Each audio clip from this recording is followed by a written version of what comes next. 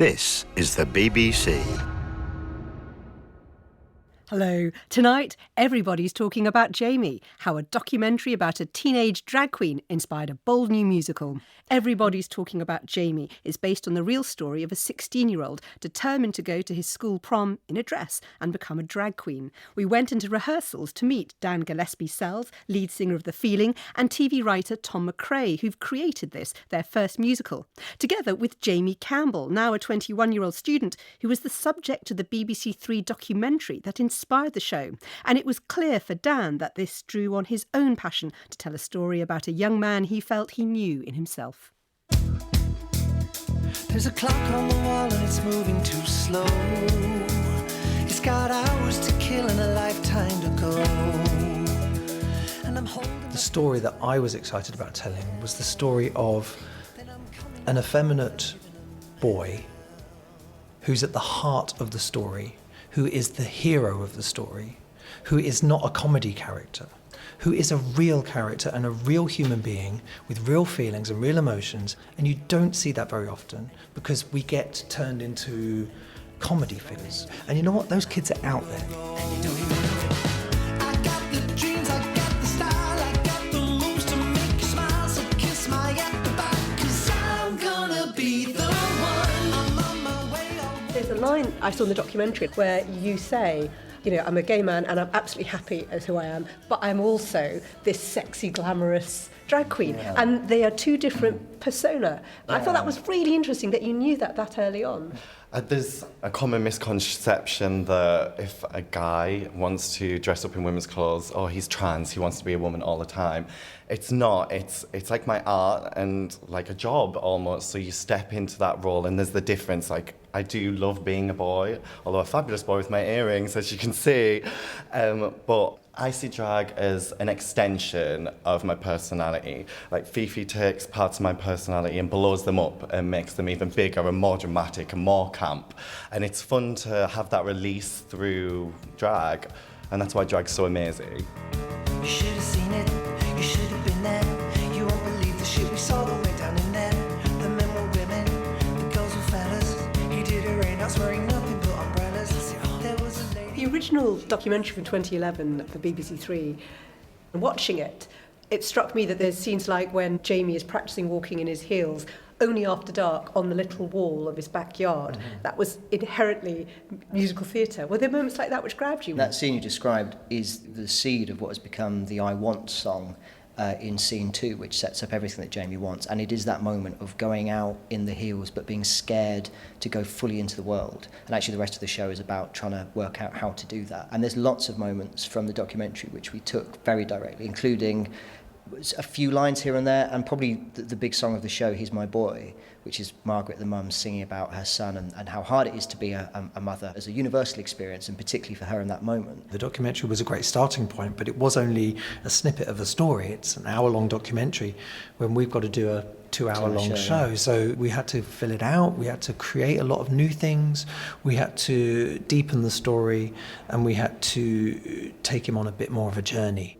Mum, can I borrow some money? Jamie, love, I would if I could, but I'm skint. Right. Only I've been saving up and there's that 20 quid from Dad, but I'm still 50 short. I've got it on a loan for the night, but it's so I can own it after. On what? My show dress. Yeah, I said show dress. Mum, Lee, I booked my first drag show. No. I have. Bloody hell. What? How'd you do that? Well, I googled this drag queen shop for me prom dress. Your prom dress? Yeah, I'm going to school prom in a dress. You're going to school prom in a dress? Yes, Mum, keep up. Doing the drag shows like the warm-up for the prom. I'm interested in how far you were able to play with the facts of Jamie's life, because his father, who we never see, is the significant disapproving presence. How have you used him? We never name him. He's never mentioned in the script, even he's just credited as Jamie's dad, because I actually haven't spoken to Jamie Campbell about what did happen with his dad, because in the documentary his dad didn't want to appear. He's a noticeable by his absence. So I filled in that gap. His father is an important figure, but important in his absence, and important in the fact that there's rejection there. And that's so important to our story. In fact, it's at the heart of our story. There is intolerance out there, and you were so sure of who you were. But we knew there was someone who'd complained to the school about the idea of you turning up at the prom in a dress. How do you balance that without the show being a downer or sugarcoating the reality? The story, like how it actually happened. Me and the producers, before I went to prom, actually thought I wasn't going to get in. And they even had the shot set up ready for me to walk out. And then when all of my class came out, even the people who I wasn't even friends with, came out supporting me, we were like, oh my God, like what is happening?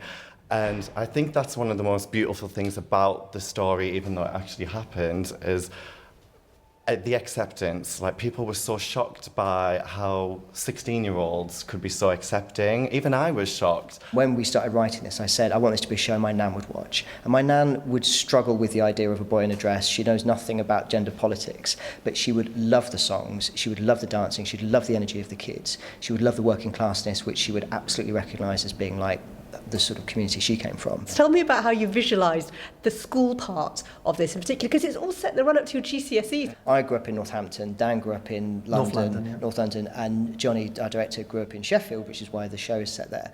We all went to basically the same bog standard comprehensive school, with the rows of square windows, with the rows of square MDF underneath that was always painted like magenta or navy blue. And so our set is kind of built out of those shapes and forms with these square school desks, which will all light up. And they all do different colours, and they flash in unison with the lights in the ceiling. But the desks are used to kind of build the world. We had this vision that it would be kitchen sink, it would be kind of grey and kind of grim. And then you think, well, how do we get into musical number? How do we suddenly make this a musical? Because it's a strange thing when people just start singing. So we had this idea that it's this kind of real naturalistic world. And then we burst into song, and we almost become part of a pop video when the actual number kicks in. And what we do is we zoom into the head of the character and we zoom into their fantasies. And there was music, and there was dancing, and all the drag queens had to lip sync because they can't sing, and there was smoking. It's really interesting hearing the story now from the musical's point of view, 5 years on.